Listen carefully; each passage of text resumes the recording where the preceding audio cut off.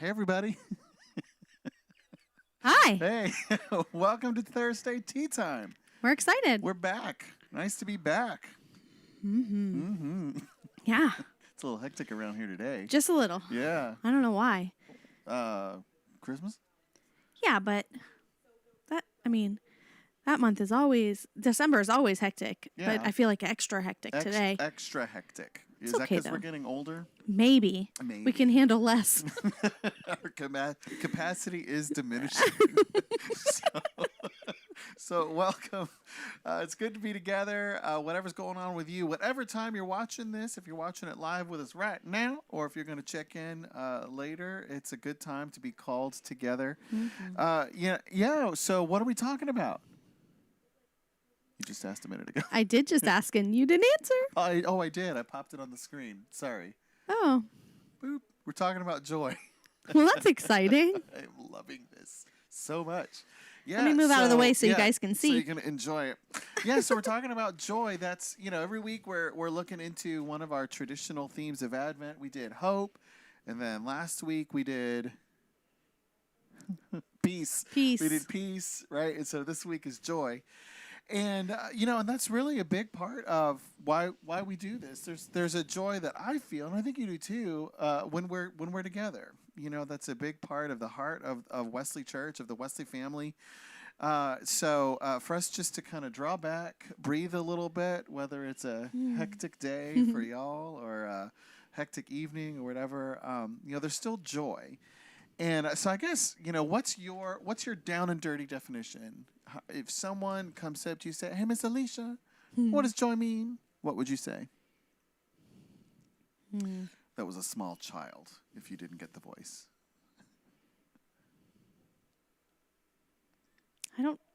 You put me on the spot, so. Yeah, it's kind of a thing. Yeah, you should stop doing It's a that. hobby. Joy. How would I explain joy? Yeah, how would you explain, or are y'all out there, anybody with us, how would you explain it? I think I would explain joy like a overwhelming feeling of like Ooh. happiness. Overwhelming. Like you can feel it in your bones. Yeah. So it sounds like you're trying to say more than just happy. Yeah. Right. What did you say? You feel it in your bones. Yeah, it's like the joyous celebration of something. The joyous celebration of something. Yeah, it's bigger. I think that's why, I feel like if I'd asked you, well, what does happy mean? One, I don't even think the question would come up.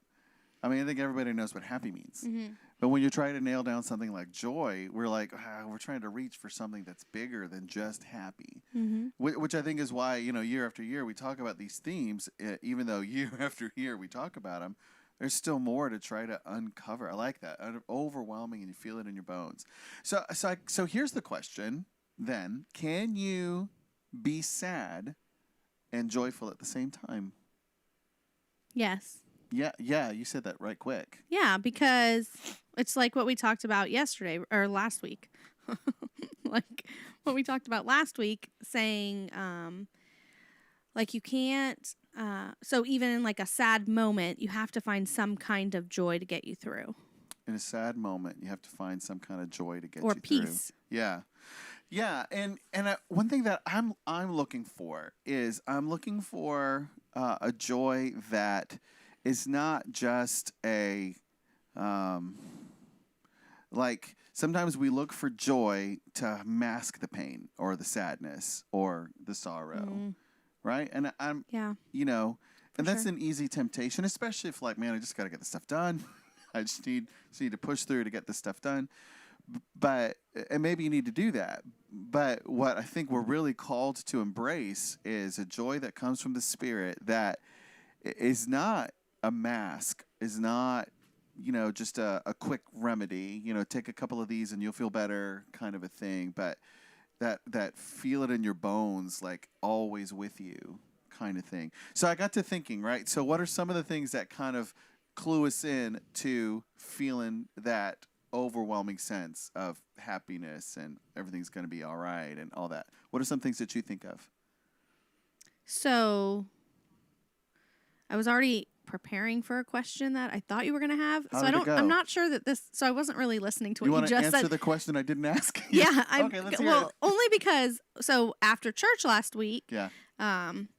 Since my husband hurt his leg, they hung out with me until, second service was over. Normally they go home. Your family, yeah. Yeah. And so we were sitting in the lobby or the gathering space, and Brooklyn had said to me, Mom, she was like naming all four, right?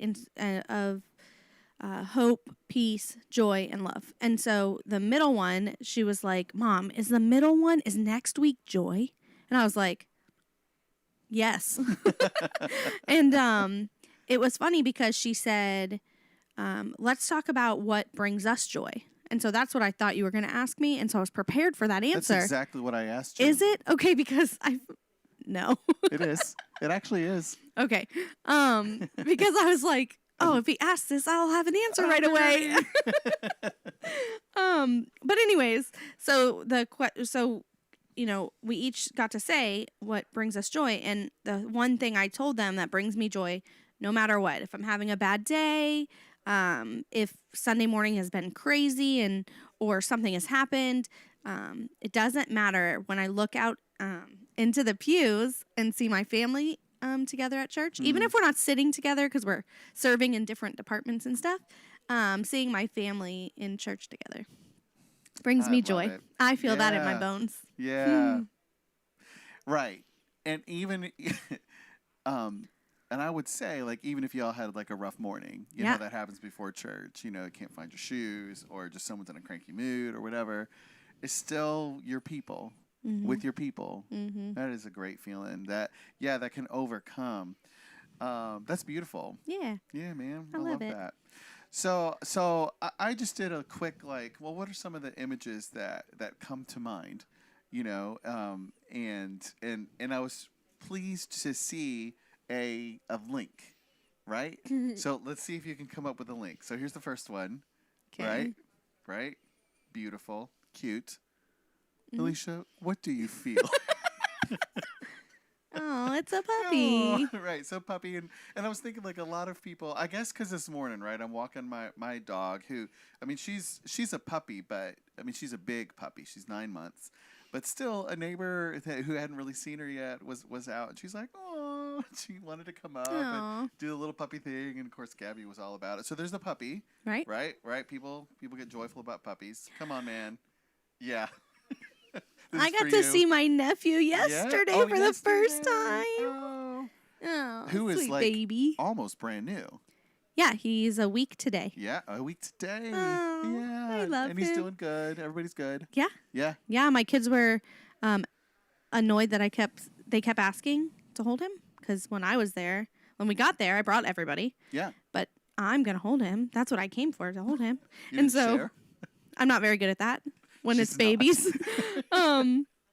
You guys would know that. Yeah. Because when babies come to church, I'm like, can I have your baby for now? It's really pretty incredible. I love it. How you succeed in getting babies. So Brooklyn wanted to hold him. Yeah. And so she was like, Mom, can I hold Tucker? I'm like, no. And so my brother was like, come on. I was like, fine, you have 3 minutes. Set timer for 3 minutes. Are you serious? I hadn't even handed her the baby yet. The timer was already going. Oh. And it was already going. Yeah. And so my brother's like, that's not fair. You haven't even handed Tucker over yet. And I was like, oh, okay, well, that's not my problem. So we ended up giving her 5 minutes. And then Jackson wanted to hold him. And so I held him for, another 20 minutes first. And then I gave Jackson like 30 seconds.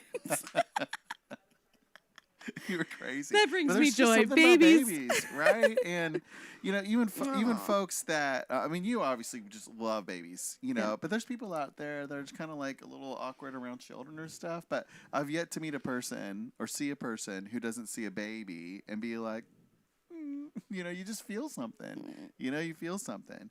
All right, so we got puppies, we got babies. This one's a little different. Hugging. Is that like a son hugging his dad? That's kind of how I'm thinking it, something like that. That's cute. Yeah. Right? Let me get out of their way. So what is the link? Can you come up with a link? How are these three photos connected? Family? Family? Yeah? No. Oh. Would you have prepared me? No, that's because I was surprised. Like I didn't, unless this is just something that I read into the pictures. Like I didn't pick these pictures. Like, oh yeah, I want to illustrate this link. As I was sitting with them, I'm like, oh, you know what? They kind of, and what I was thinking of is each one of those. There's the promise. There's the promise of growth, and there's just, like the puppy, is going to grow into the dog. The puppy is all cute and stuff, but there's also like the promise of the dog. He's saying, Tucker, there's the promise of the life. He's here for a reason. There's the promise of his life.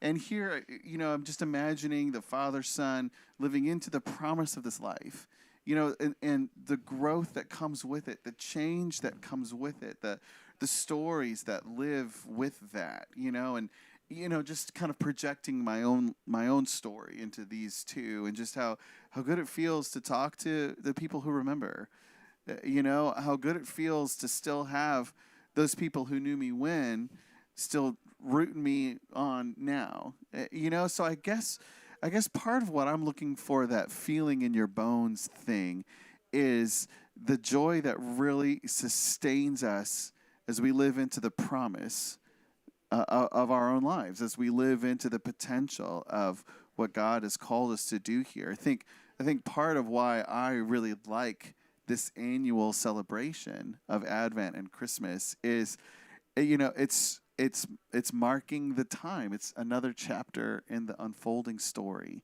It's a chance to reflect and to really, to sit with that promise. So I don't know, maybe you see the link, maybe you don't, but there's still this thing that is in front of each one of us, this invitation, like, well, what is it that really gives us that feeling in your bones sense that, this is good.